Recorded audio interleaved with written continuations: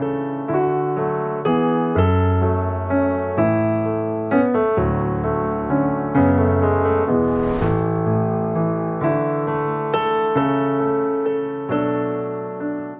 irmãos, a paz do Senhor, tudo bem com vocês? Desejo que a bênção do Senhor esteja sobre a sua vida e de toda a sua família. Eu sou o presbítero Josué Batista e você está conosco no canal Bereano Pentecostal, um canal voltado para o estudo da palavra de Deus e para o desenvolvimento da vida cristã. Aqui você encontra conteúdos para a sua edificação espiritual. Por isso eu te convido a se inscrever no canal e a ativar o sininho das notificações para receber os nossos conteúdos. Neste episódio, nós estamos aqui mais uma vez para o estudo das lições da Escola Bíblica Dominical. Os irmãos que já acompanham o nosso canal sabem que semanalmente nós estamos aqui para esta finalidade e temos sempre um convidado que nos ajuda nos comentários, que estuda conosco a lição. E desta feita, nós temos a honra, a alegria de receber aqui em nosso estúdio o pastor José Mariano Neto, né? Amém. E ele aceitou o nosso desafio e por isso nós somos gratos. E quero passar aqui a Obrigado. oportunidade ao Senhor para saudar os nossos irmãos e depois nós começarmos o estudo da nossa lição. Amém. A paz do Senhor, presbítero José Batista, a paz do Senhor a todos aqueles que acompanham o canal Bereano Pentecostal. Eu quero dizer que a recíproca é verdadeira, né? Eu aceitei o convite para colaborar, para refletir sobre o assunto da Escola Bíblica Dominical, concernente à lição de número 12, que vai tratar de mais um tema de suma importância para o crescimento espiritual do povo de Deus. Vamos falar sobre a igreja e a sua natureza organizacional. Eu creio que ao final dessa nossa participação, você vai ter boas surpresas sobre o que nós vamos comentar. Fica aí, não sai daí até o seu final. Amém, pastor Mariano, muito obrigado, agradeço mais uma vez. E assim, gente, quando nós pensamos na pessoa que viria nos ajudar nos comentários desta lição, eu pensei muito na questão de um pastor, uma pessoa que tivesse realmente a Amém. experiência de campo, de direção de igreja. E o senhor, assim, né, eu pensei na sua pessoa, e o senhor alinha duas coisas, né, que é a questão da experiência pastoral e também o seu Questão conhecimento, profissional. o seu conhecimento profissional, que o senhor é advogado, né, e tem uma larga experiência de atuação nessa área, né, e principalmente na questão civil, né? Civil. Diga aí exatamente qual é, assim, tem sido a sua atuação na área do direito. Uma breve apresentação. Por favor. É, nós, no que diz respeito ao aspecto voltado para o ministério pastoral, a gente teve a felicidade de dirigir congregações em Fortaleza e aqui uma em Maracanaú, do Parque dos Ardos de Viana, e aprendemos muito com a questão da liderança supervisional, que no caso nós éramos supervisores, e um pouquinho da liderança pastoral, haja vista que, como pastor, a gente foi apenas ser pastor auxiliar na igreja sede. Nós não servimos como pastor de congregação. Mas o mais evidente nisso e que traz, enriquece a nossa aula desta lição número 12 é a questão do conceito, das características, da importância do líder no contexto da direção de congregação e de igreja.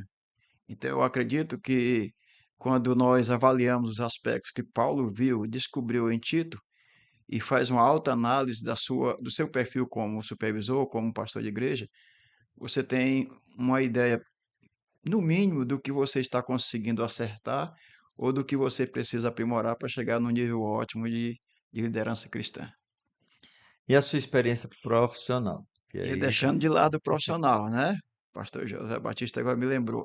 Com relação à questão profissional, nós atuamos em diversas profissões, né? Nós começamos como contador de empresas grandes em Fortaleza. Uma delas foi uma empresa que é uma líder nacional no ramo de gás de petróleo.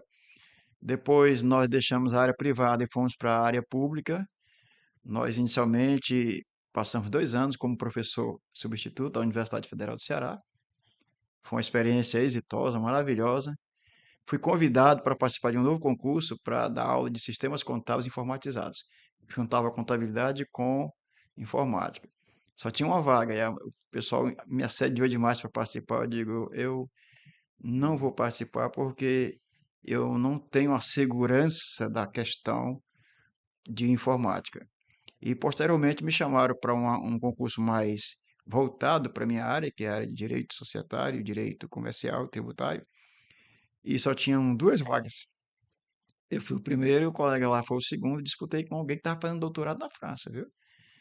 Não é para exaltação, não, é só para mostrar o nível de conhecimento que a gente tinha e tem na área. E já vamos fazer 30 anos na Universidade Federal, como Hum. professor de direito tributário, direito comercial, direito trabalhista, previdenciário. E na área forense, a gente, antes de assumir a cadeira de professor da Universidade Federal, nós já militávamos na área civil, direito de família, na área trabalhista. Também fazíamos muitas defesas trabalhistas, defesa dos trabalhadores. E foi tão bom que meu filho me acompanhou. Fez direito e se especializou em direito de trabalho e está aí com um escritório em Maracanã, né? Uhum. Bom, e eu dou graças a Deus por ter escolhido profissões boas e dou graças a Deus ainda mais porque meus filhos me acompanharam. Então, tenho 3 filhos, um deles foi para a área jurídica, está na área trabalhista, que é uma área maravilhosa. A outra foi fazer contabilidade, se formou na Universidade Federal, foi minha aluna durante 5 disciplinas. Tu já viu Só- uma filha sendo aluna?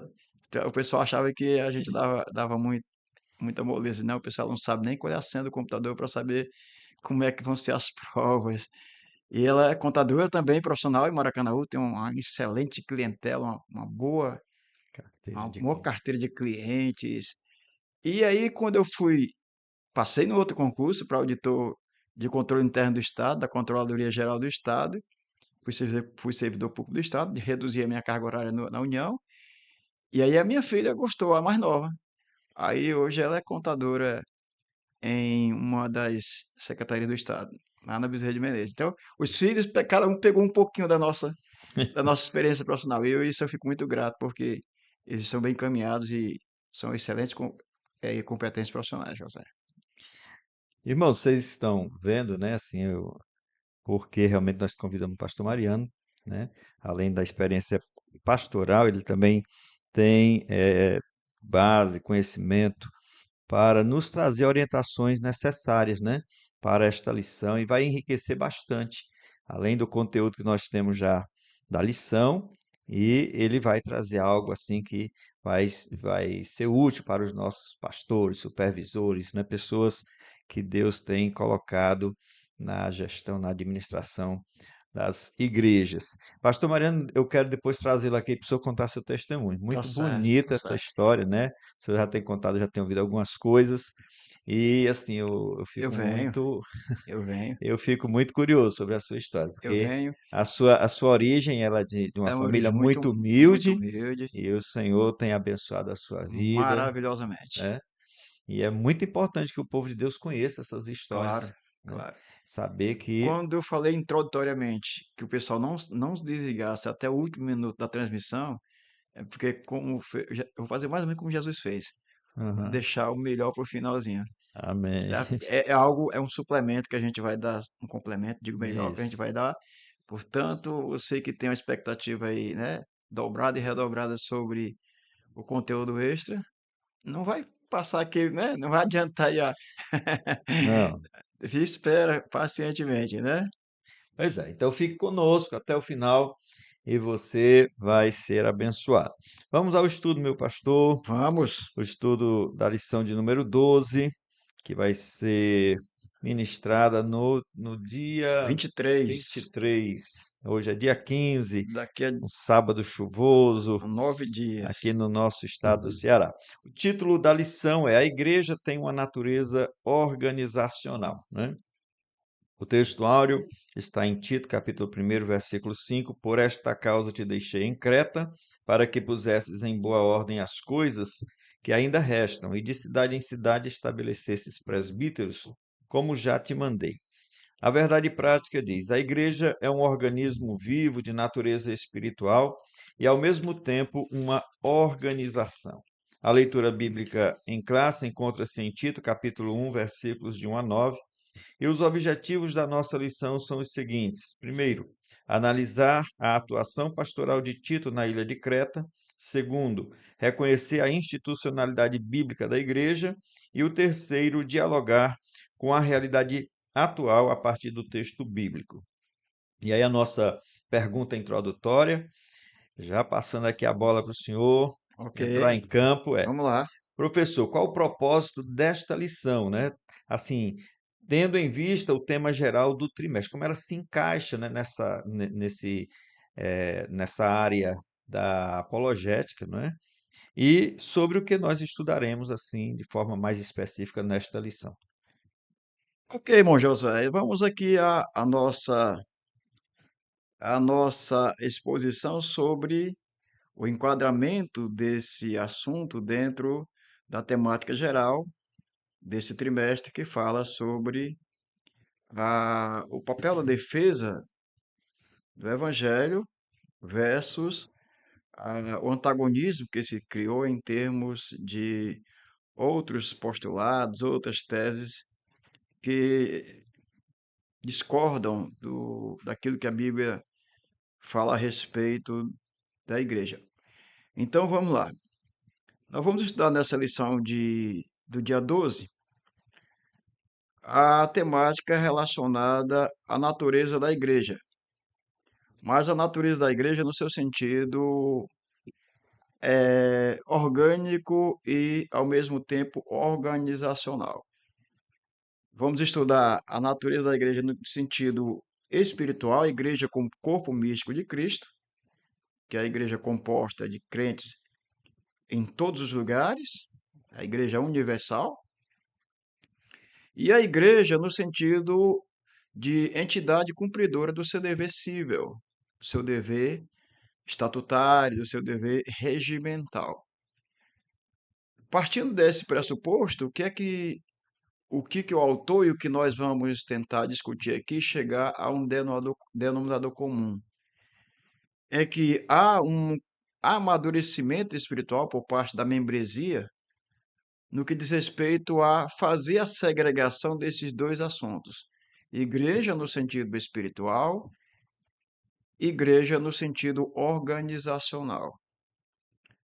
Isso me faz lembrar, pastor Josué, uma coisa que eu me deparei no início da minha fé e não entendia, em princípio, o porquê desse entendimento dos crentes da minha época, da década de 80. Naquela época, ninguém queria e nem sugeria que se fizesse teologia, porque na mente das pessoas, quem fazia teologia tinha uma tendência forte a se desviar. Isso prejudicou um pouco o amadurecimento espiritual dos crentes no sentido de evoluir no conhecimento da palavra, de evoluir no conhecimento da hermenêutica bíblica e outros temas mais recorrentes da teologia cristã. Estou dizendo isso para fazer um paralelo com a temática daqui do dia 23, a lição 12. É que muita gente pensa que a igreja só tem uma natureza, é espiritual. Os crentes vivem para adorar a Deus, para jejuar, para se consagrar, para ter uma vida de santidade. Tudo isso está certo, tudo isso é normal e deve ser perseguido por qualquer classe cristã, independentemente de denominação. Tá certo, pastor Josué? O que as pessoas precisam saber, e é isso que a gente vai tentar compreender ao longo da lição, é que fale da igreja como aquela unidade criada por por Deus através do Espírito Santo e dos homens que ele inspirou para levar o evangelho a toda criatura. E pense também que, do outro lado, por permissão de Deus, Deus permite que o Estado seja criado como uma pessoa jurídica de direito público para criar normas que padronizem ou tragam um regramento de comportamento social, tanto das pessoas naturais, que são as pessoas físicas, como aquelas pessoas jurídicas que são constituídas na forma de contratos ou de estatuto social. Daqui a pouco nós vamos mostrar, no próprio Código Civil vigente, a Lei 10.406 de 2002, que é o nosso Código Civil vigente, que houve uma alteração no Código Civil para inserir a igreja, as instituições religiosas, como pessoas jurídicas de direito privado. Com isso, o Estado criou mecanismos de legitimidade perante a norma da própria igreja. Eu estou falando igreja no sentido lato, não é igreja denominação A, B, C ou D. Igreja no sentido jurídico, pessoa jurídica de direito privado. Então, nós vamos estudar exatamente isso. Para você ter uma ideia de como está a lição, né, no seu sentido, digamos, metodológico, começa falando da igreja no sentido orgânico. A igreja como essa instituição que tem que ter uma liderança, tem que ter presbíteros, tem que ter diáconos, tem que pessoas que cuidem da área social. Tem essa questão que nós conversamos aqui nos bastidores antes de começarmos a gravação, de Uhum, que é a organização do organismo. Então, nós temos a organização do organismo uhum. e temos a organização por exigência legal, que não está muito clara. E a gente pretende deixar isso um pouquinho claro quando a gente fizer essa divisão racional da lição, separando o organismo e a organização. Em síntese, é isso. É isso que É nós muita vamos. coisa, né? Verdade. É muita Eu coisa. vejo assim, a lição ela é muito oportuna, não é? Sim, E eu enquadro ela, nessa lição, dentro da temática geral do trimestre, né?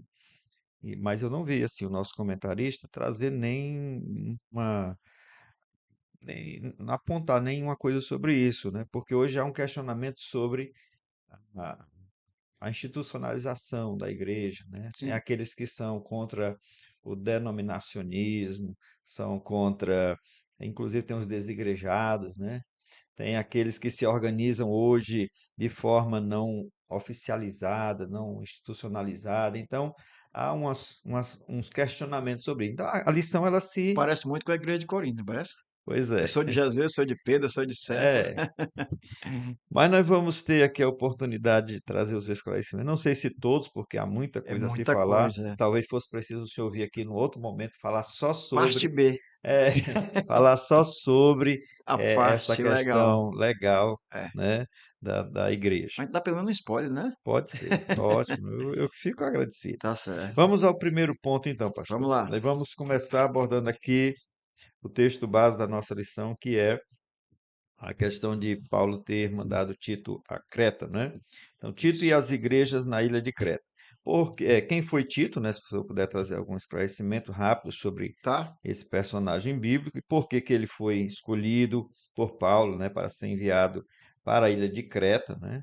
Se eu puder trazer algum contexto da carta, algum contexto geográfico, Tá isso vai bom. ajudar. Tá bom. A Bíblia de Estudo Pentecostal, pastor Josué, na introdução ao livro de Tito, ela nos responde essas questões. Tá certo? Ele traz um comentário como considerações preliminares, que diz assim: Tito, como primeiro e segundo Timóteo, é uma carta pessoal. Então são as cartas pastorais, né? Então Paulo está escrevendo a um dos seus auxiliares mais jovens, os dois auxiliares mais jovens de Paulo eram Tito e Timóteo. Por isso é que a carta é considerada uma epístola pastoral e trata de assuntos relacionados à ordem e o ministério da igreja. Quando eu falei para ti da organização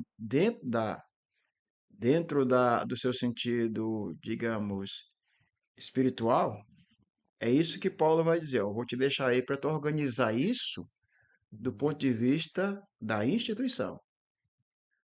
Tito, ele era um gentil convertido, está lá em Gálatas 2 e 3. Era um gentil convertido. Ele tornou-se um amigo muito íntimo e companheiro do apóstolo Paulo nas suas viagens missionárias, seu ministério apostólico. uma curiosidade, ele não é mencionado no livro de Atos dos Apóstolos. Tito não é mencionado em Atos. E há uma conjectura, essa conjectura não tem, Uhum. de que por que não foi citado no livro de Atos? Algumas pessoas fazem a conjectura de que ele era irmão de Lucas. Ou seja, já tá, daí já não tem nepotismo, né? Para escrever o Atos dos Apóstolos já não tem nepotismo. Você tá meu irmão Tito para quê? Então havia um grande relacionamento entre Tito e o apóstolo Paulo. Então a gente pode ver isso aonde? Por exemplo, no título ou no fruto do ministério de Paulo, quando ele escreve para Timóteo, que é um dos seus cooperadores de sua confiança, ele vai dizer o que eles realizaram juntos na igreja de Coríntios. Principalmente, ele vai aparecer muitas vezes, várias vezes, é citado o nome dele na segunda carta de Paulo aos Coríntios. Está em 8:23, tem em 2, 12, 13, 7, 6 a 15, são várias citações. Não são muitas, mas são várias. Então, eles trabalharam juntos na obra missionária. Então, ele era um cooperador de Paulo em Creta, inclusive em Creta. E eu acredito, quando o irmão pergunta para mim, por que Paulo nomeou, ou deixou, ou comissionou Tito para ficar em Creta organizando a igreja? A gente só nomeia para alguma atividade, para algum trabalho em que a gente confia. Você concorda comigo? Sim. Então ele tinha uma experiência, larga experiência nas viagens missionárias, nas questões que aconteceram na igreja de Coríntios. Então ele já tinha dado sinais de que seria um potencial líder em qualquer ministério para onde Paulo lhe apontasse. Isso é tão verdade que depois que ele termina a missão dele em Creta, ele é nomeado pelo próprio Paulo para Dalmácia. Uhum. Você só promove quem tem um sucesso na atividade, não é isso? Então ele é promovido. Promovido não porque era amigo de Paulo, mas eu acredito pela meritocracia. Uma palavra que sempre você gosta de usar. Eu sempre escuto falando sobre Uhum. meritocracia, né? Então ele era realmente uma pessoa importante no ministério de Paulo. Trabalharam juntos, né, um breve período na ilha de Creta. Quando o trabalho se iniciou em Creta, Tito estava com ele. Tanto é que ele teve que sair, viajar para Nicápolis, numa cidade, parece que é Nicópolis, e Nicópolis. Ele deixa Tito, olha, eu não vai dar tempo eu nomear ninguém, não. Eu vou deixar tudo contigo. Então faz aí, prega a sã doutrina, ser o bom exemplo e coloca em cada cidade um presbítero para assumir. E que seja uma pessoa. E é a carta em que dá as referências de quem deve assumir, né, funções ministeriais, lá na Uhum. frente dos capítulos 2 e 3. Então, Tito é essa pessoa capacitada, incumbida por Paulo, pelo apóstolo Paulo, de pôr em ordem. A palavra pôr em ordem me chama a atenção, né? Não é que a coisa lá, do ponto de vista ministerial, estava desordenada. Apenas não tinha ainda aquela estrutura que eu estou chamando de estrutura endêmica, a estrutura dentro do próprio ministério da ilha de Creta. Vamos chamar assim, não tem o Ministério de Maracanã, né? Ministério da ilha de Creta. Não deu tempo para organizar, ou seja, se não deu tempo para organizar, aplica-se a palavra desordem, não está em ordem. Por outro lado, pode ser que, em função da cultura dessa parte da Grécia, principalmente de Creta, pode ser que ainda houvesse por parte daqueles recém-convertidos vestígios ainda, Uhum. né, daquela natureza de pessoas que não tinham ainda um bom entendimento de como viver o evangelho na sua essência. Pode ser isso? Pode. Posso tomar isso como uma conjectura? Se eu pegar a palavra ordem nesse sentido, dá certo. Se eu pegar a palavra ordem só no sentido de colocar as pessoas certas nos lugares certos para exercer funções coerentes, aí a palavra ordem se aplica bem. Então, esse é o a Tito, é a pessoa da confiança de Paulo. E que não era apenas, ou não Uhum. foi de confiança apenas para exercer o ministério em Creta. Já vinha antes de operações anteriores, e no decorrer da história ele vai ser enviado para outra região porque deu certo lá em Creta. A história conta mais ou menos a biografia de Tito. Eu gostaria de ser Tito, ó. Era um obreiro qualificado, né? Não, É uma nomeado pessoa por que Paulo. pelo que a gente pode inferir aí, era uma pessoa que tinha uma capacidade de organização, né? Era De, um líder, de liderança é um muito boa. líder. Importante a gente dizer Sabia que isso.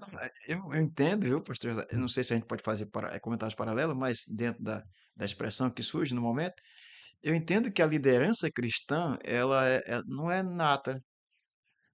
Não, não nasce um líder nato cristão. Ele nasce com características de liderança, mas ele tem que se aperfeiçoar para se tornar um líder cristão. E como é que eu faço isso? Andando com Paulo. Andando com aqueles que já estão na estrada há muito tempo. Josué aprendeu com Moisés, Pois né? é, eu tenho aqui um histórico. A liderança é É, formada, né? A pois liderança ela é. é formada. Então, esse nasceu para ser o pastor, vai me substituir.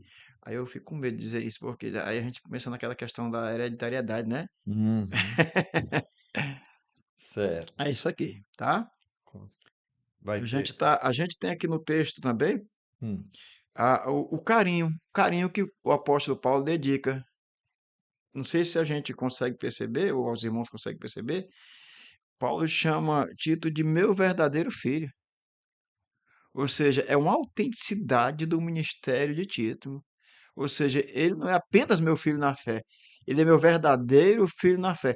Certamente Paulo tinha ganho outras pessoas para Jesus e que tinham potencial de serem líderes, mas o verdadeiro líder é esse aqui. Por quê? Porque deu certo nos trabalhos anteriores. Acredita-se que ele vai dar certo em Creta, então deu tanto certo que depois ele é promovido para outras regiões. Meu verdadeiro filho. Então, muito bonita essa expressão, muito bonita. E é interessante, viu, pastor Josué? É interessante que ninguém sabe nada sobre a família dele. Por que ninguém sabe nada sobre a família dele?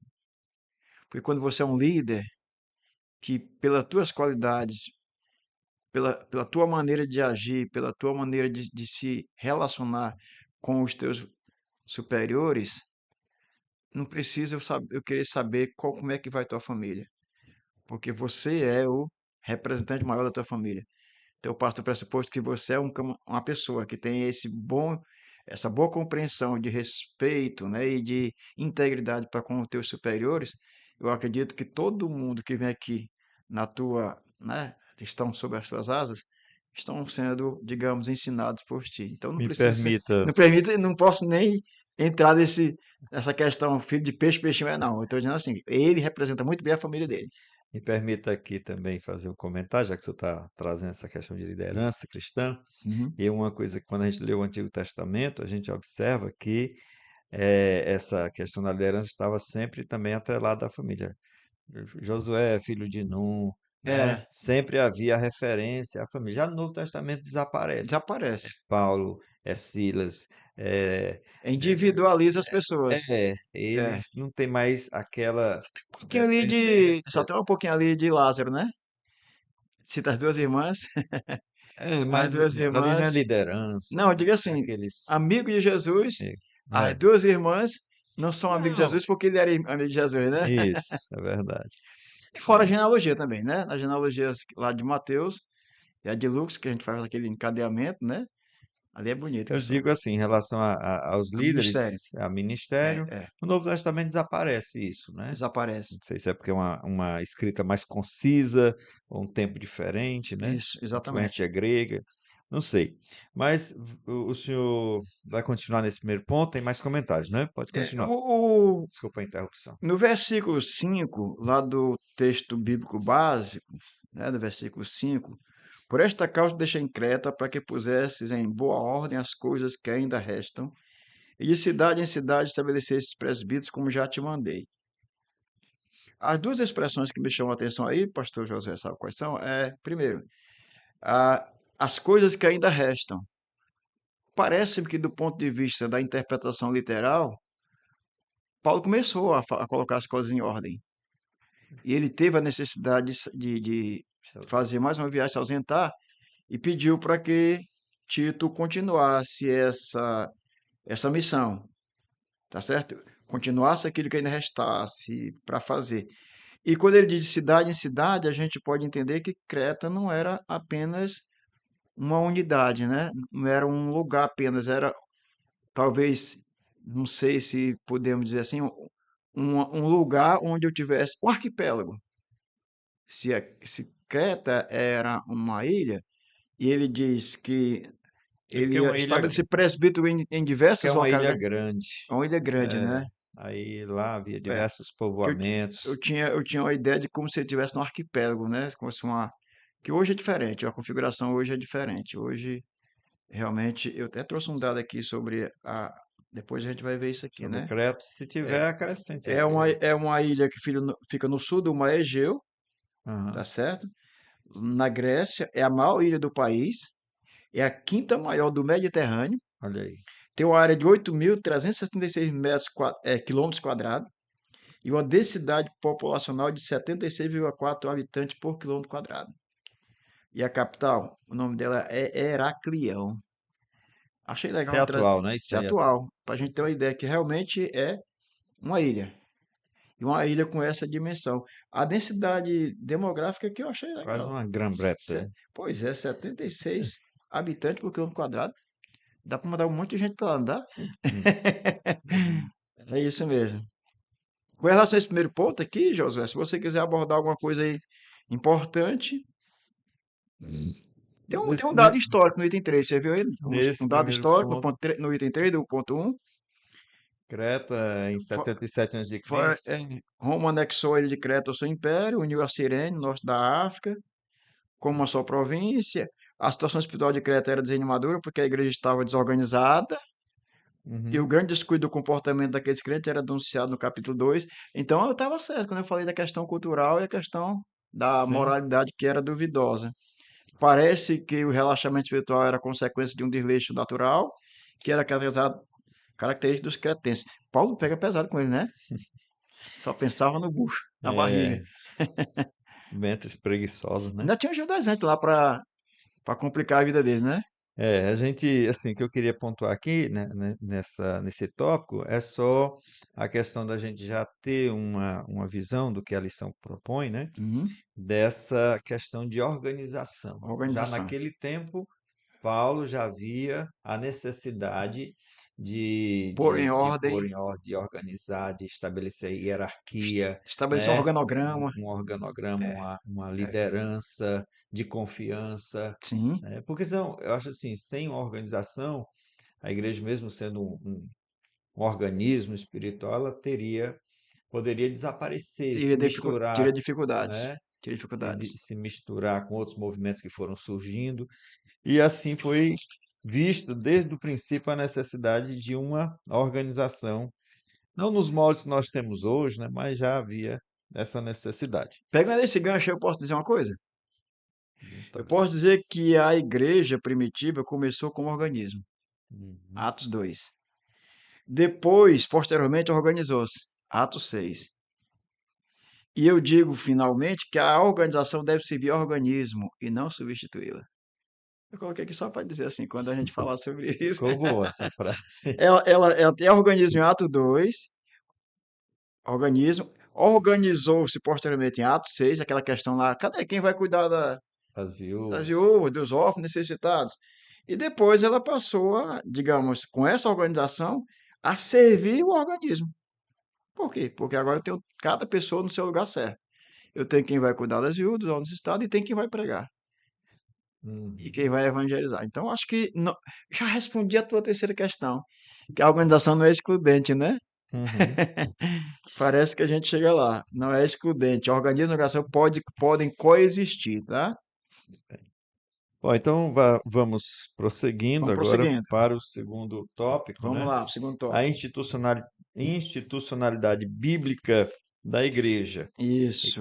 qual é a instrução, qual era a instrução de Paulo para Tito sobre a organização das igrejas cretenses, né? Como foi Uhum. que ele orientou, deu aquela orientação prévia, básica. É claro que Tito, lá se deparando com a realidade, teria que fazer as Sim, adaptações, né? sim, Porque nem sempre o sim. mestre estava ali. Paulo não tinha um WhatsApp, um negócio que ele comunicasse imediatamente. Eu estou com Não dúvida tinha aqui. e-mail. Não tinha nada, né? É. Tinha que ele tomar as decisões próprias Sob a direção do Espírito Santo, é claro. Qual a diferença aí, sim, eu quero lhe trazer, eu acho que é fundamental nessa lição essa pergunta, né? Qual a diferença entre organismo e organização, eclesiasticamente falando? Oh, meu Deus, que coisa linda essa pergunta. Pronto. Eu creio que os nossos, os nossos seguidores, se é assim que pode dizer, né? As pessoas que estão acompanhando o canal Bereano Pentecostal, eu gostaria que eles tivessem, digamos assim, é, a- olhassem com bastante cuidado, bastante vontade de diferenciar ou distinguir com muita atenção organismo e organização na eclesiologia, né? Acho que todo mundo sabe o que é eclesiologia. É fundamental fazer essa distinção. E aí, eu me dei,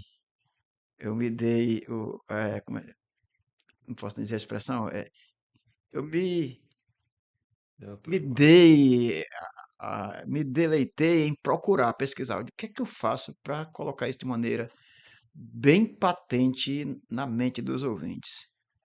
Aí eu peguei três tópicos, distinguindo o organismo e a organização no sentido da eclesiologia. Eu destaquei com relação à natureza e origem, um. Dois, com relação ao propósito e à dinâmica. E três, com relação aos riscos e equilíbrio. Eu não sei se vai cair bem, mas a intenção foi boa. Com relação à natureza e origem, vamos lá. Natureza e origem. Organismo. Lembre-se que a distinção é entre organismo e organização. Organismo. Estou falando da igreja como organismo. Ela tem vida espiritual. É incontestável.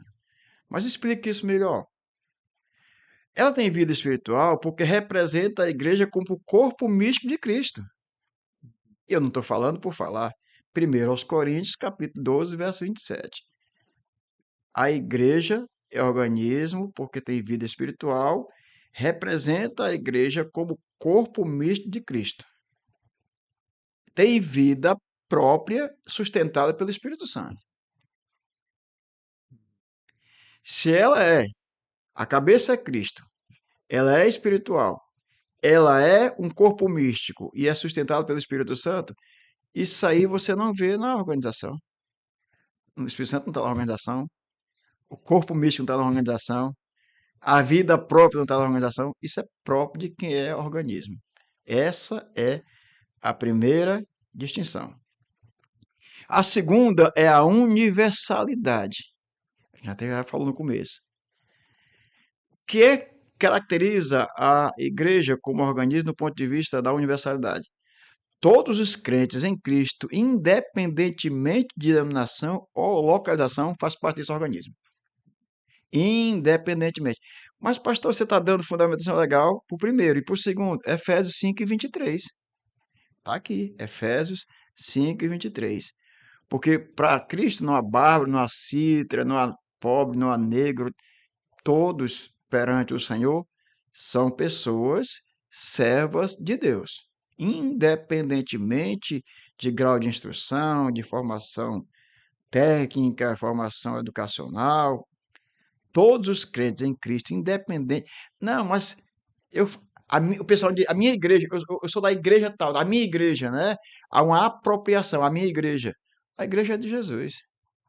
Agora, eu estou dentro de uma organização que faz parte de um organismo que tem a inspiração de Deus, inspiração do Criador. A gente tem, digamos, um defeito gravíssimo de querer rotular. Rotular, ou seja, essa não faz isso, nem isso, então, portanto, não é a certa. Essa não faz isso, nem isso, portanto, não é a certa.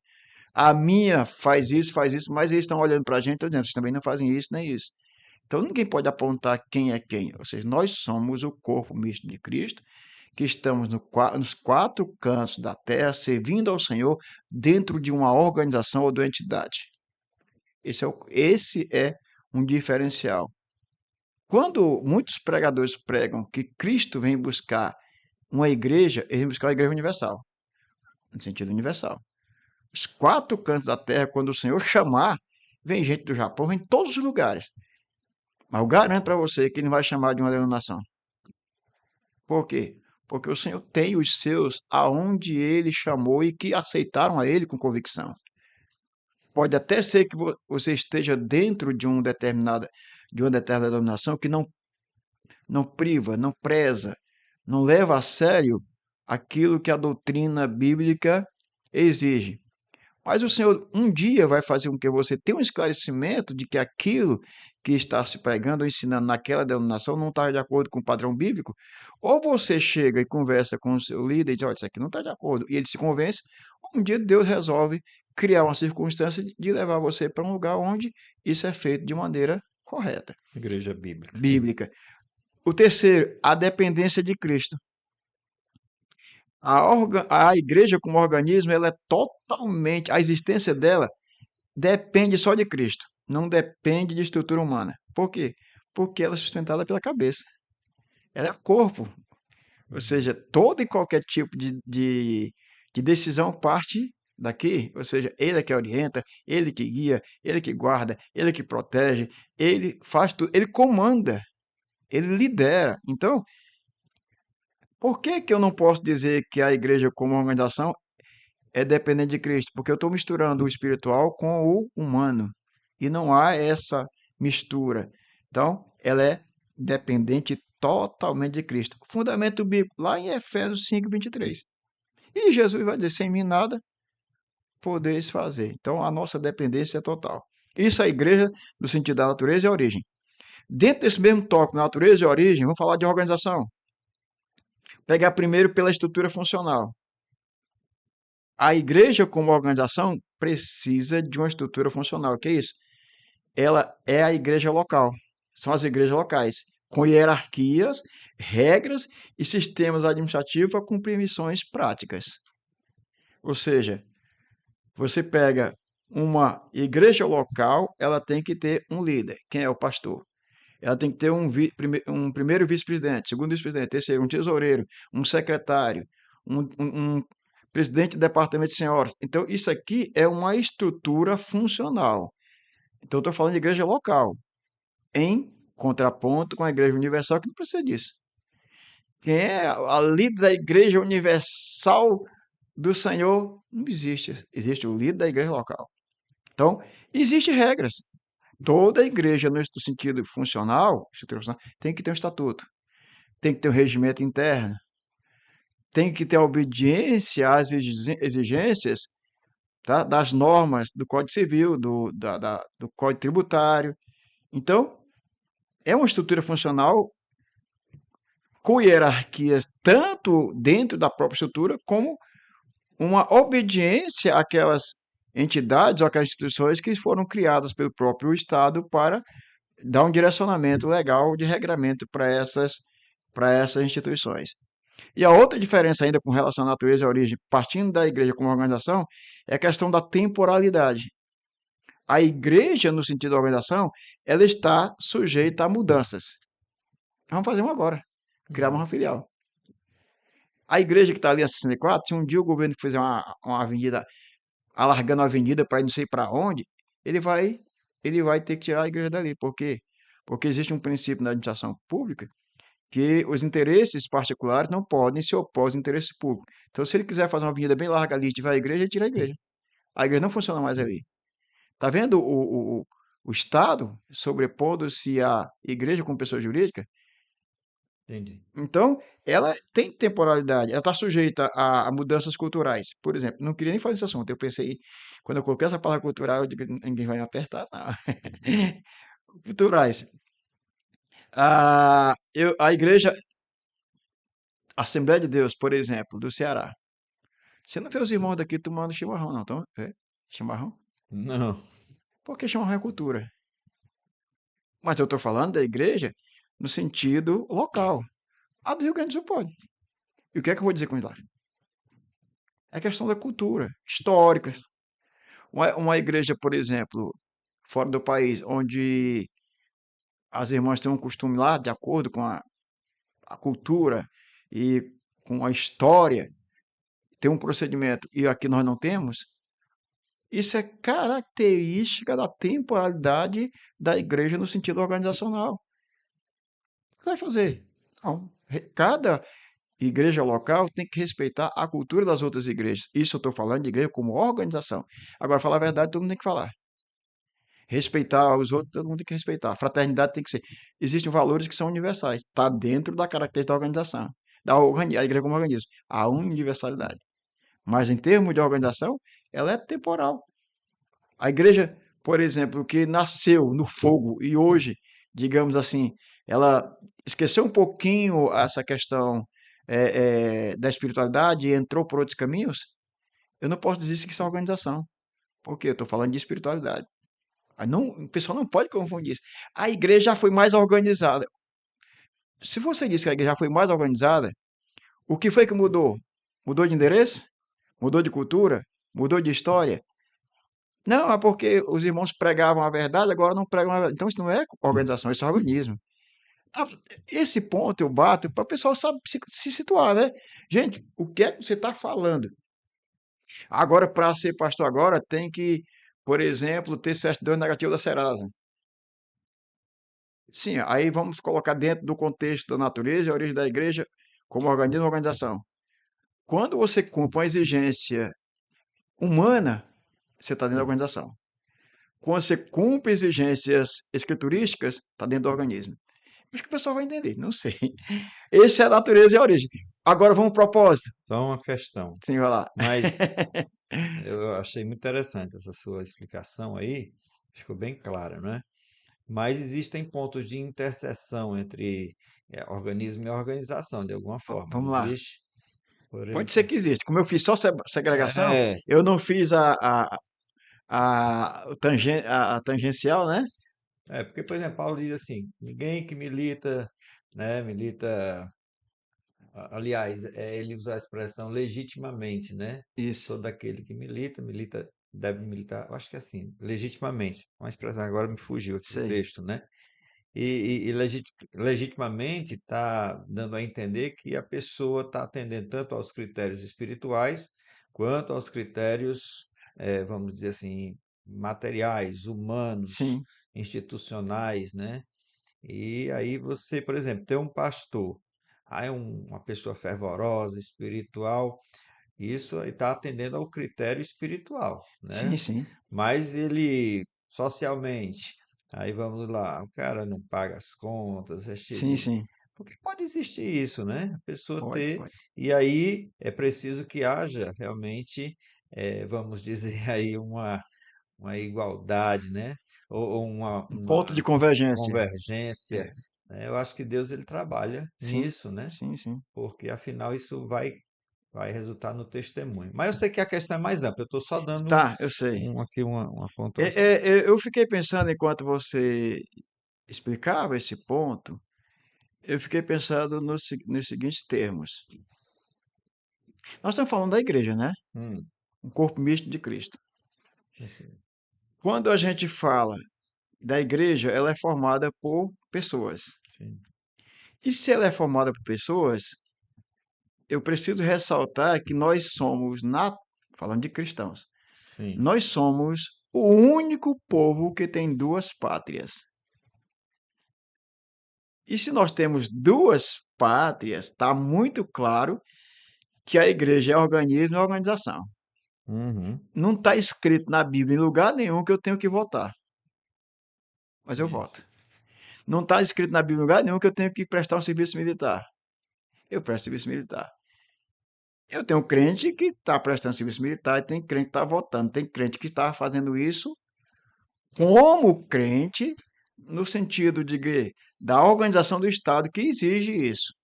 Então, quando eu passo a pensar que eu cumpro uma obrigação por determinação legal, sendo crente, eu não vou deixar de fazer porque eu sou espiritual. Esse é o grande problema. Não, quem vota não pode pensar no voto no sentido espiritual. Eu voto como crente. Não, você não vota como crente, você vota como cidadão. É que as pessoas fazem uma confusão muito grande. Por exemplo, alguns procedimentos médicos, todo mundo pode fazer? Sim. Tem que cuidar do corpo. Por que algumas Em algumas situações, alguns procedimentos não podem ser feitos. Não, porque espiritualmente não pode. Onde é que está isso? A proibição de fazer qualquer procedimento cirúrgico, de qualquer outra intercorrência médica. Não existe isso. Então a gente separa, segrega. Ó, o que é espiritual está lá nas escrituras. O que é material, o que é de organismo é uma coisa, de organização é outra. Como crente, eu tenho que me inserir nesse contexto. Eu estou dentro de uma instituição que é organismo. Então eu tenho que adorar, glorificar, exaltar, bendizer, pregar, ser servo, crente fiel. Ponto. Aí você pegando o ponto que você pegou. Agora, esse mesmo crente, agora eu compro e não pago, Uhum. né? Eu falo que não devo, eu vou caminhar pelo caminho da maledicência. Essas coisas, elas não atingem a organização. Não atingem a organização. Pode olhar.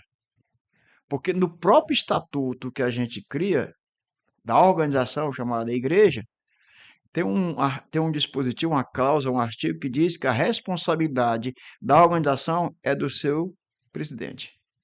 Os membros não têm nenhuma obrigação para com terceiros em relação à organização. Certo? Uhum. Agora, se você pega o CNPJ da igreja e compra para a igreja e não paga, o responsável não é você, mesmo sendo você comprado. O responsável é quem? É a igreja, porque ele comprou no CNPJ da igreja. Isso me faz lembrar uma coisa aqui que eu achei interessante uma vez. Você pode, ó, até achar meio esquisito. Uma pessoa disse, olha, eu nunca vou pejotizar a minha igreja. Nunca vou pejotizar. PJizar. Pejotizar é É transformar a na estrutura, né? CNPJ, né? É, nunca vou ter CNPJ. Por Porque quê? quando a gente fala de organização, aqui também está nesse sentido, né? É, De fazer com que seja uma instituição organizada. organizada e Juridicamente. juridicamente, É, a pessoa jurídica. é. Pastor José, nesse sentido, o que acontece? O indivíduo, ele pode ser tudo isso que você falou agora, mas ele não atinge a organização, porque é algo pessoal, é dele. Ele compra e não paga, fala o que não deve, tem suas coisas erradas. Mesmo ele sendo presidente. Mesmo sendo presidente, mas ele está no organismo, está no organismo, ele não está na organização. Quando é que o presidente vai estar na organização? Quando ele age em nome da organização, pessoa jurídica, entendeu? Por exemplo, um exemplo, se na época do cheque, se ele desse um cheque sem fundo da igreja, não era ele o responsável, o responsável era ele. Mas quem assinou o cheque foi ele, mas por quê? Porque ele é o representante legal. Agora, isso tem influência direta com o organismo? Sim, ele é o quê? É o presidente da igreja, que é o corpo místico de Cristo, que é uma péssima imagem para os fiéis. Traz uma consequência, mas não há uma responsabilidade do ponto de vista da pessoa, né? Que ele é uma pessoa Uhum. física. Deixa eu falar para ti o propósito. Não cheguei no propósito, não. Não. Eu me entusiasmei agora, né? Propósito, dinâmica. No propósito, na dinâmica, eu abordo três aspectos. Primeiro, o foco. Qual é o foco do organismo? É o crescimento espiritual e a comunhão dos crentes. Tem outra coisa? Crescimento espiritual e a comunhão. E qual é o foco da organização? Olha como é bem fácil por essa ótica. O foco da organização é eficiência administrativa e o cumprimento da missão. Não é aquela missão de pregar, não, certo? Eu Missão, entendi. É um missão, valor, departamento. aquele negócio todo. Então, a eficiência administrativa. O que é eficiência administrativa? Gastar apenas até onde eu posso arrecadar, ter o controle financeiro, não ter endividamento superior à capacidade de faturamento, é você ter um tombamento patrimonial, é você saber onde é que estão os bens da igreja, é quando você, por exemplo, deslocar alguns bens patrimoniais de um local para outro, fazer a transferência patrimonial para você localizar, emplaquetar os bens para você ter a documentação toda no acervo patrimonial, é eficiência administrativa. O aspecto da liderança. No organismo, quem é o líder maior? Cristo. Efésios 5:3. É o cabeça da igreja. É o cabeça, não é uma cabeça, porque é cabeça única. Lá na organização, nós temos líderes humanos. Temos os pastores, temos os presbíteros, temos toda uma hierarquia. Com relação, aí essa aqui é um pouquinho mais complexo do pessoal entender. Com relação à adaptação, o organismo é plenamente flexível, porque ele é guiado pelo Espírito Santo, e é ele que promove mudança. Eu Uhum. não promovo mudança na vida de ninguém. Na organização é rígida e depende de regras humanas. Ou seja, eu tenho que ter uma ata deliberativa da mudança dos rumos da organização. Você não se reúne para mudar a direção da igreja, no sentido orgânico. A igreja era assim, vai ser assada aqui da frente, porque eu estou dizendo, não, nós somos guiados pelo Espírito Santo. E por isso ela é flexível. Ou seja, nós temos tendências de subida e descida. Quando a gente está numa tendência de declínio, quem é que faz com que a gente volte para o pico aceitável? Espírito Santo, porque por nós mesmos não conseguimos, nem pelos nossos líderes. E por último, não menos importante, olha o nosso horário aí. Riscos e equilíbrio. Riscos e equilíbrio. Olha como é legal isso aqui. Extremos a evitar. Esse aqui, Josué, tu vai gravar com letras maiúsculas. Extremos a evitar. Hum. Primeiro, espiritualização excessiva. Tu sabe o que é isso? Aí vai dar no ponto 3. Uhum. Espiritualização excessiva. Negar estruturas organizacionais. Negar estruturas organizacionais levando à desordem. Tu quer referência? Primeiro aos Coríntios 14 e 40. Paulo vai dizer: faça-se tudo com decência. Isso é organização. Quem nega a organização está pregando desordem. Pô, qual é o problema da gente ser. Qual é o problema da gente ser transparente, Josué? Qual é o problema? Paulo disse que a vida dele era um livro, né? Um livro. Como é que ele disse? Livro, uma carta lida, né? Líder, líder A aberta, carta líder para lida, é, todo, por todo. aberta. Ou seja, transparência. Então, quem nega a estrutura organizacional leva a desordem por transparência. Ah, eu quero saber, não quero nem saber onde é que está a igreja, quem é o presidente, eu quero estar alheio a isso. Não pode. Você tem que estar. Você é um membro. Por exemplo, o cartório, quando está registrando os editais, ele está pedindo a relação das pessoas que aprovaram a mudança. Isso é organização.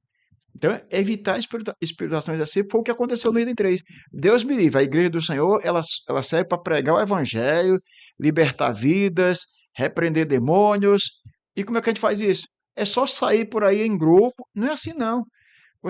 Até para sair de uma congregação para outra, Josué, antigamente o pessoal levava a carta de mudança, não era assim, não? É, E hoje?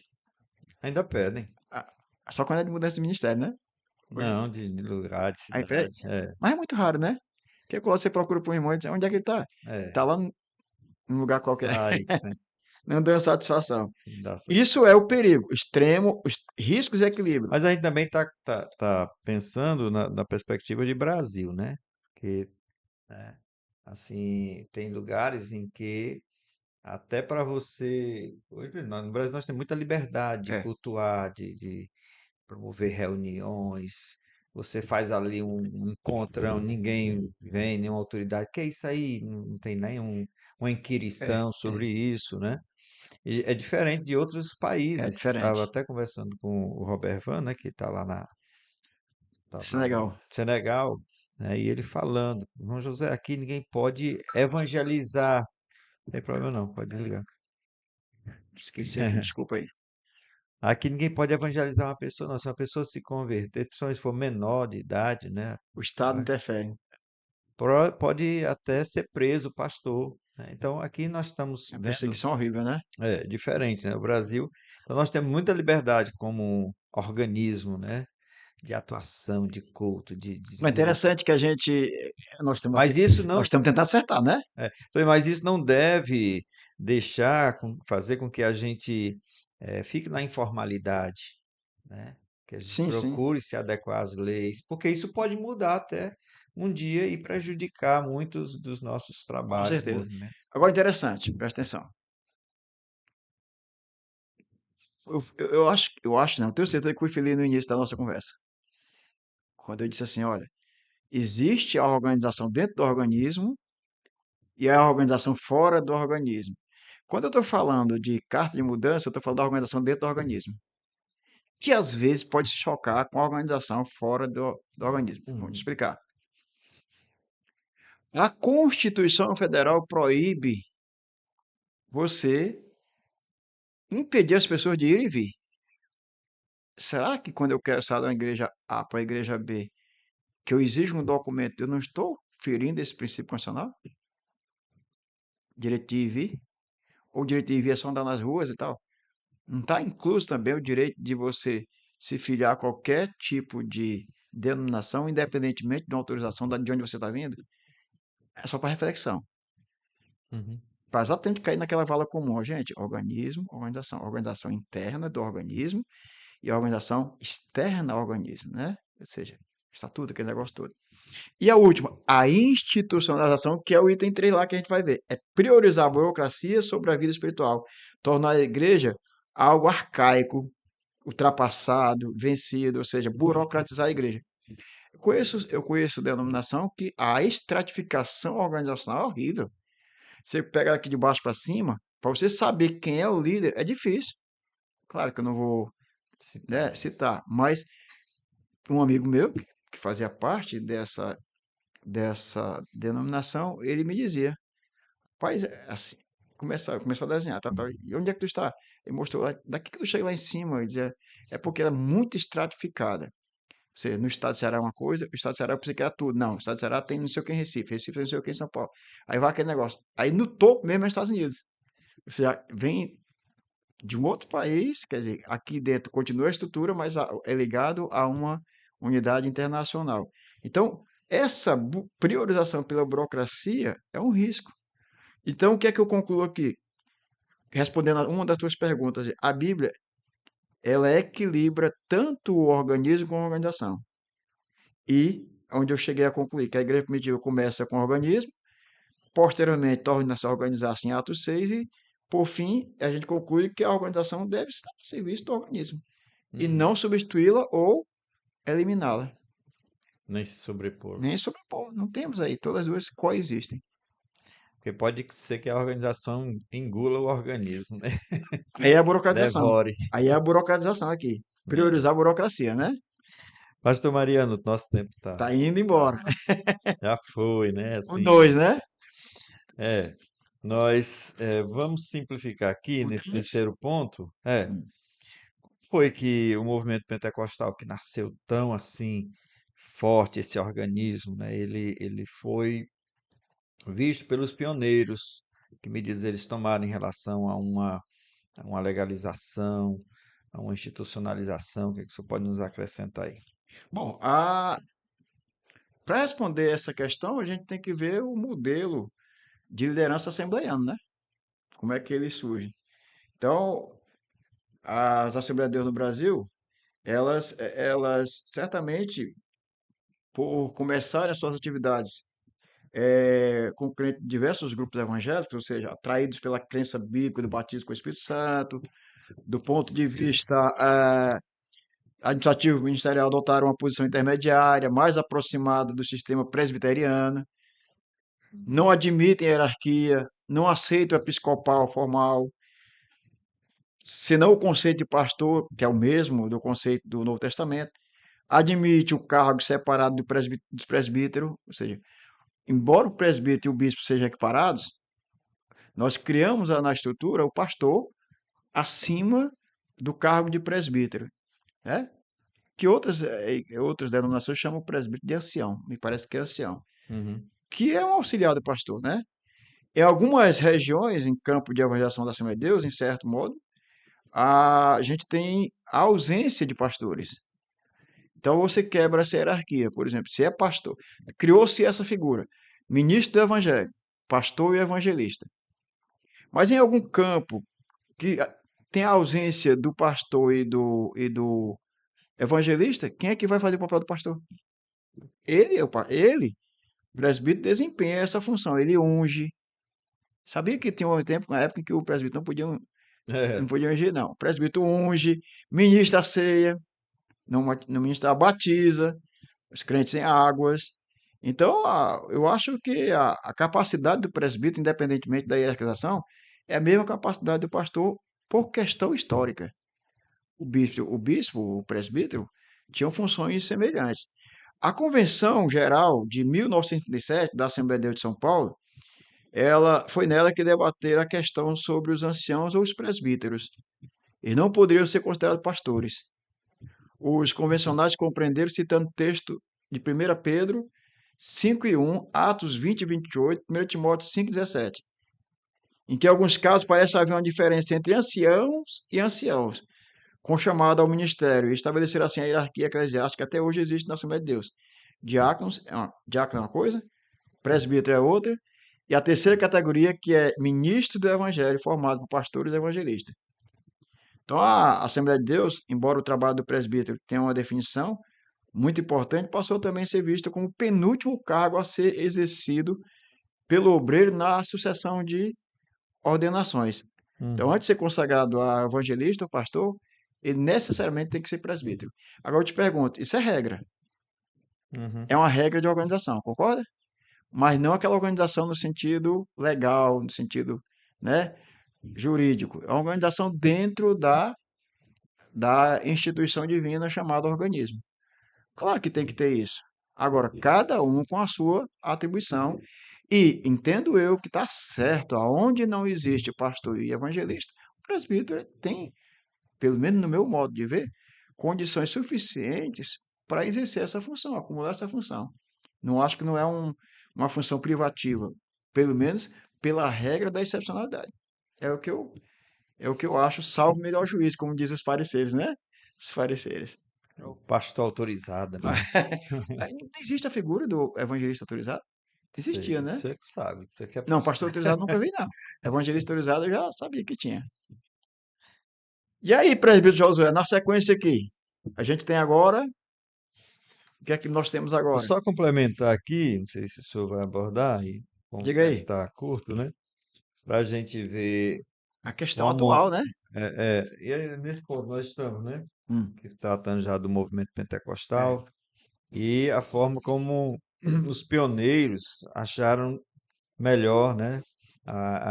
Se organizar, de organizar o movimento. Aí o Gunnar Wingren, Daniel Berg, né? É tanto que a Assembleia de Deus, ela foi pessoa jurídica, se tornou pessoa jurídica em 1918. já no século, Bem no praticamente século XX, começo, no né? No início do começo, século né? XX foi. A igreja foi iniciada em 1911. O centenário foi agora em 2000 Pronto. Ela foi iniciada em 1911, né? Os pioneiros chegaram em 2010, em 1910. Em 1911 eles fundaram a igreja, que ainda era como Movimento Apostólico da Fé. E depois, em 1918, quando eles foram realmente assim legalizar, como é que a gente diz? Criar, é, formalizaram, né? formalizar. Formalizaram a igreja como organização. Pronto. É, Aí eles cadastraram como Assembleia de Deus em 1918. isso, CNPJ já. Ou seja, quantos anos? 7 anos depois da da fundação, né? fundação. Isso é importante a gente entender que eles, naquela época, já tiveram a visão da necessidade de eh, reconhecer a igreja Sim, como uma a entidade, uma natureza, organização, como diz o da lição aqui, né? A natureza organizacional. organizacional da igreja como uma instituição. Deixa eu pegar esse gancho. Repete qual foi o ano em que eles se tornaram CNPJ. 1918. 1918. Esse Código Civil, eu tenho na mão aqui, não sei se eu Ah, posso exibir, pode. pode? Tá aí. Pronto, tá melhor aí. Ele é de dois, tá certo aqui? Ele é de 2002. Ele revogou o de 1916.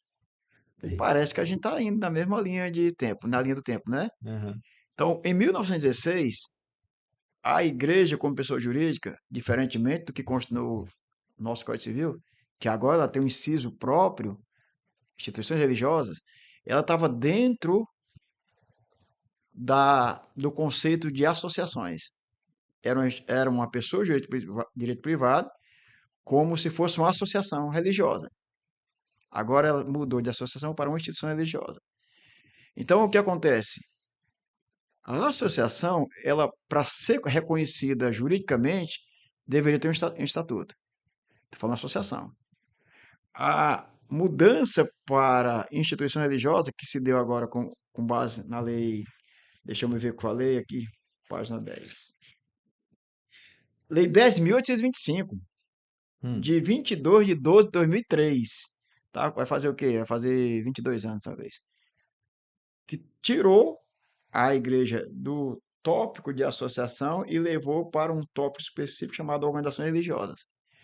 Voltando um pouquinho para 1915, que é o Código Civil anterior, que foi revogado agora, pelo de 2002. Ela já era obrigada a ter o registro do estatuto como associação nos cartórios. Então, se a igreja existia antes de 1915, eu não posso dizer que ela existia de maneira informal. Ela podia ter a organização dela, só não tinha os estatutos registrados. Mas em 1918, como o Código Civil já estava em vigor,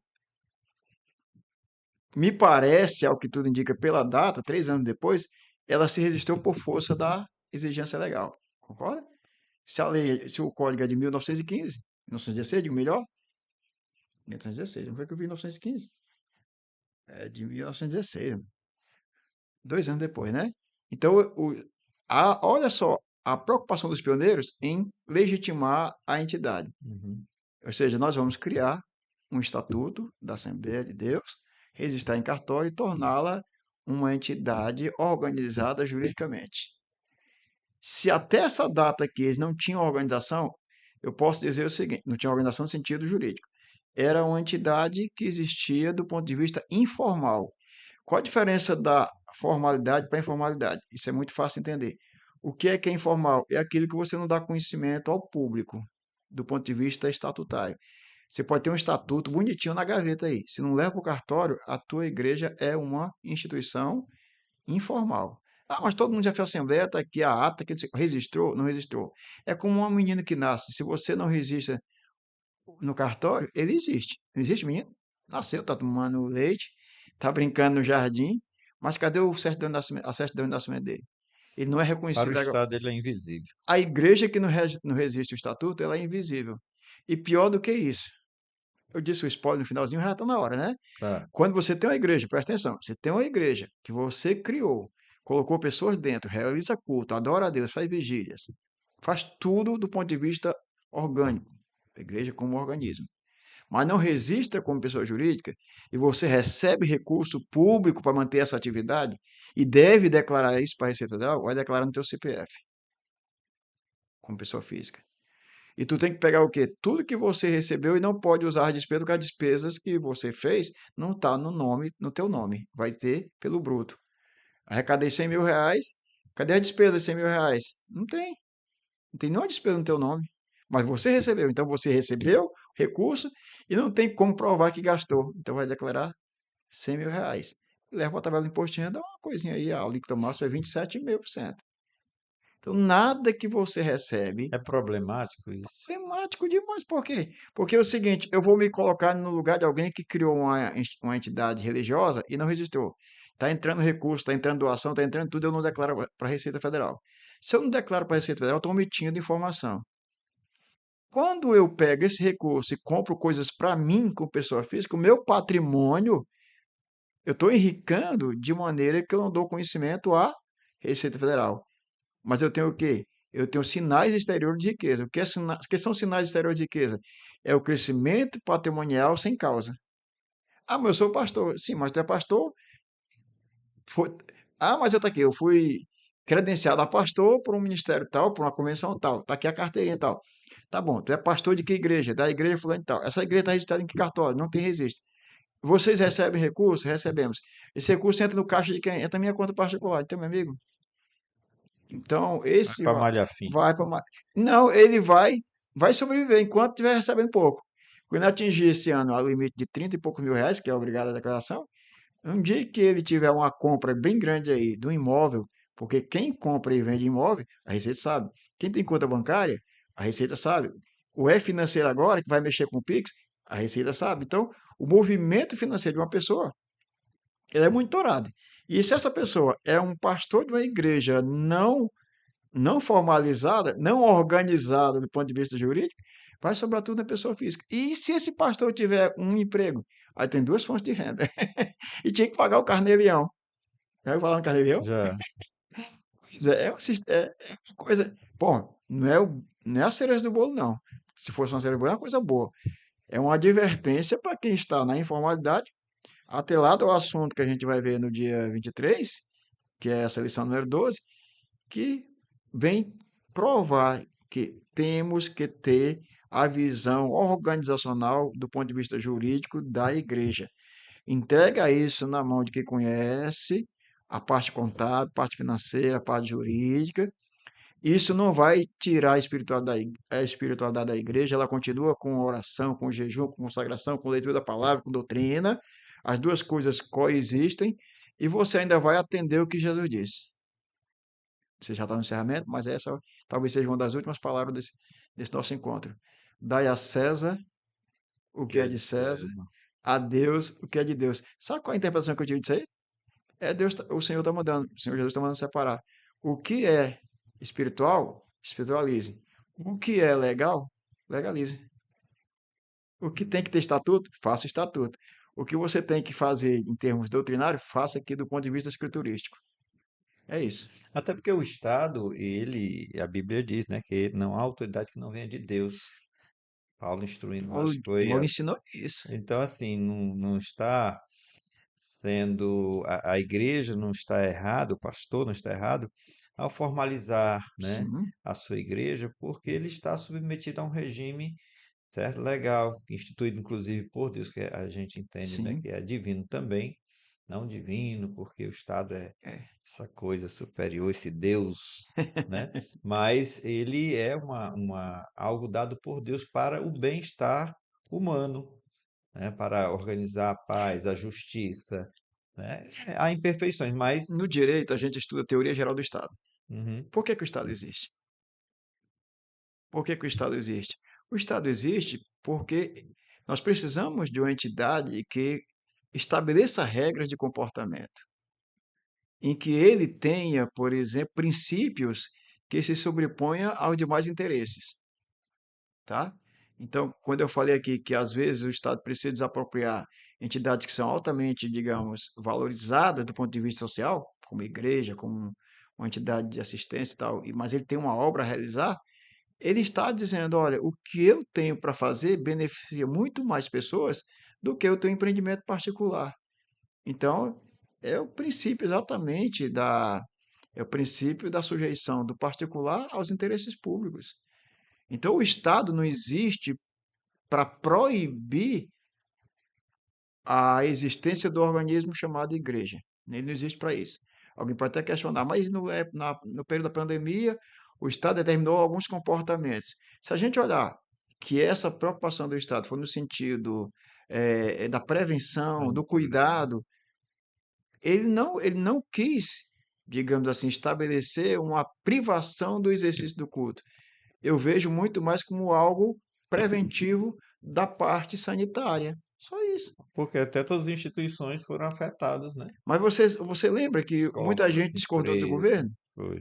Ah, tá aí, chegou uma época, tá aí, agora chegou o tempo do fim, porque nós não nos reunimos mais, nós não Ixi, congregamos mais, tal. Gente, não aqueles é que nada. gostam de espiritualizar demais É xingaram os aquilo que eu falei aqui, pastores, né? não. Que fecharam as igrejas e Aqui, ó. tal. Bom, tem muita coisa. Pastor Coisa boa, Mariano, não é eu não? queria deixar aberto aí um convite para você vir falar especificamente sobre essa questão, né? Tá certo. Da legalização da igreja, porque muitas vezes tem pastores que não sabem a Sim, importância, o sim, valor, como fazer, né?